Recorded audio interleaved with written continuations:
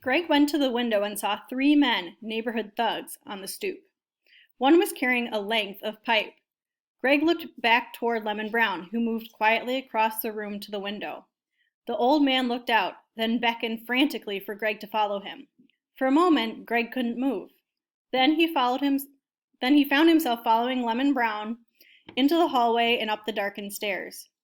Greg followed as closely as he could. They reached the top of the stairs, and Greg felt Lemon Brown's hand first lying on his shoulder, then probing down his arm until he took Greg's hand into his own as they crouched in the darkness.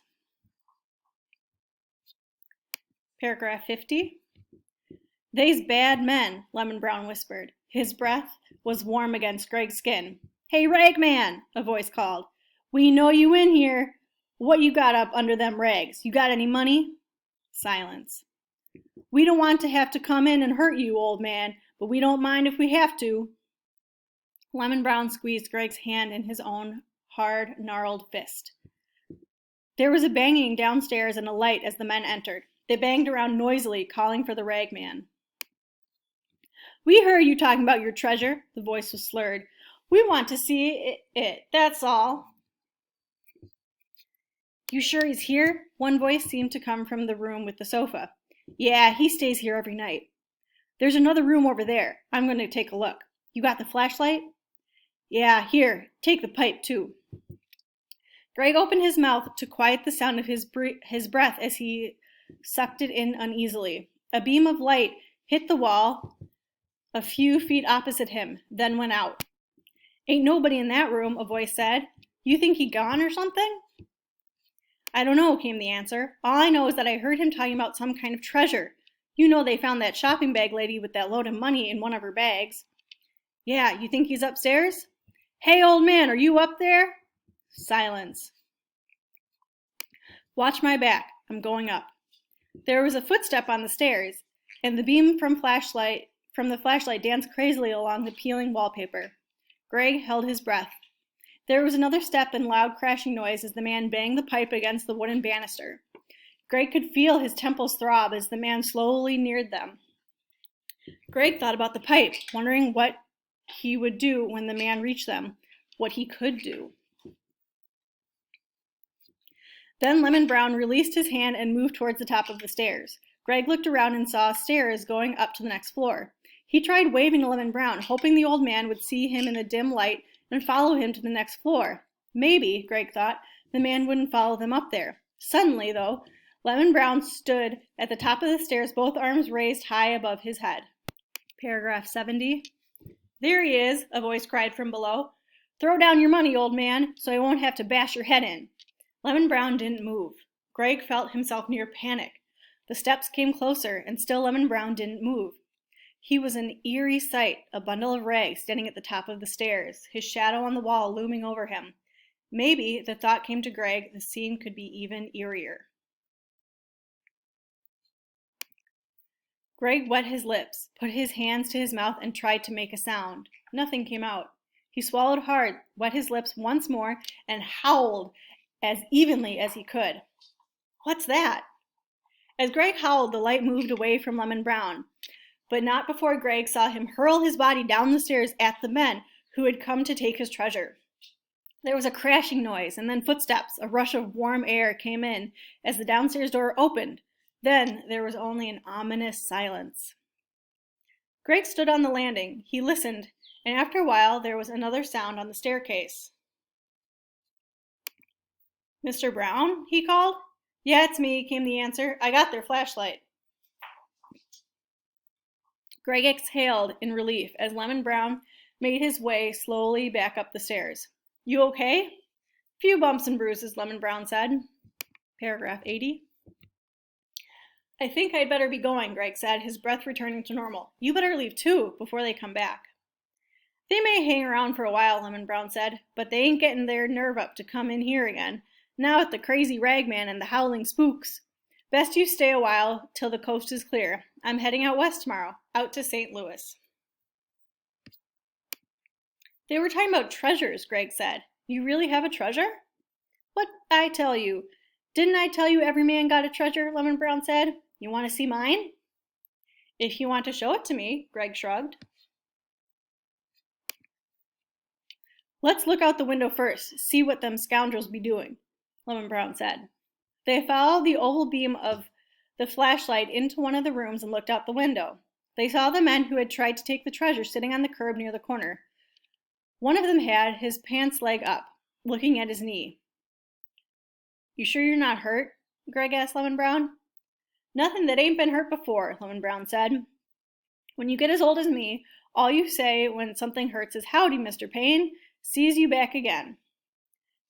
Then, when Mr. Payne sees he can't worry you about none, he go on and mess with somebody else. Greg smiled. Here, you hold this, Lemon Brown gave Greg the flashlight. He sat on the floor near Greg and carefully untied the strings that held the rags on his right leg. When he took the rags away, Greg saw a piece of plastic. The old man carefully took off the plastic and unfolded it. He revealed some yellowed newspaper clippings and a battered harmonica. There it be, he said, nodding his head. There it be. Greg looked at the old man, saw the distant look in his eye, then turned to the clippings. They told of Sweet Lemon Brown, a blues singer and a harmonica player who was appearing at different theaters in the South. One of the clippings said he had been the hit of the show, although not the headliner. All of the clippings were reviews of shows Lemon Brown had been in more than 50 years ago. Greg looked at the harmonica. It was dented badly on one side, with the reed holes on one end nearly closed. I used to travel around and make money to feed my wife and Jesse. That's my boy's name.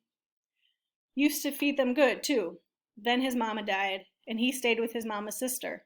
He grew up to be a man, and when the war come, he saw fit to go off and fight in it. I didn't have nothing to give him except these old things that told him who I was and what he come from.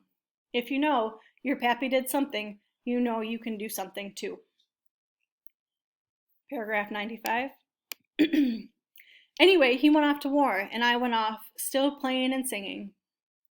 Of course, by then I wasn't as much as I used to be. Now with somebody to make it worth the while. You know what I mean? Yeah, Greg nodded, not quite really knowing. I traveled around, and one time I come home, and there was this letter saying Jesse got killed in the war. Broke my heart. It truly did. They sent back what he had with him over there. And what it was is this old mouth fiddle and these clippings. Him carrying it around with him like that told me it meant something to him. That was my treasure. And when I gave it to him, he treated it just like that, a treasure. Ain't that something? Yeah, I guess so, Greg said. Paragraph 100. You guess so. Lemon Brown's voice rose an octave. As he started to put his treasure back into plastic, well, you got to guess, 'cause you sure don't know nothing. Don't know enough to get home when it's raining. I mean you're right. You okay for a youngster, the old man said as he tied the strings around his leg. Better than those scallywags what come here looking for my treasure, that's for sure. You really think that treasure of yours is worth fighting for? Greg asked. Against a pipe? What else a man got, exceptin' what he can pass on to his son or his daughter, if she be his oldest? Lemon Brown said. For a big-headed boy, you sure do ask the foolishest questions. Lemon Brown got up after patting his rags in place and looking out the window again. Looks like they're gone. You get on out of here and get yourself home. I'll be watching from the window, so you'll be all right. Lemon Brown went down the stairs behind Greg. When they reached the front door, the old man looked out first, saw the street was clear, and told Greg to scoot on home. You sure you'll be okay? Greg asked. Now, didn't I tell you I was going to East St. Louis in the morning? Lemon Brown asked. Don't that sound okay to you? Sure it does, Greg said. Sure it does. And you take care of that treasure of yours. That I'll do, Lemon said, the wrinkles around his eyes suggesting a smile. That I'll do. The night had warmed and the rain stopped, leaving puddles at the curbs. Greg didn't even want to think how late it was. He thought ahead of what his father would say and wondered if he should tell him about Lemon Brown. He thought about it until he reached the stoop and decided against it. Lemon Brown would be okay, Greg thought. with his memories and his treasure. Greg pushed the button over the bell marked Ridley, thought of the lecture he knew his father would give him, and smiled.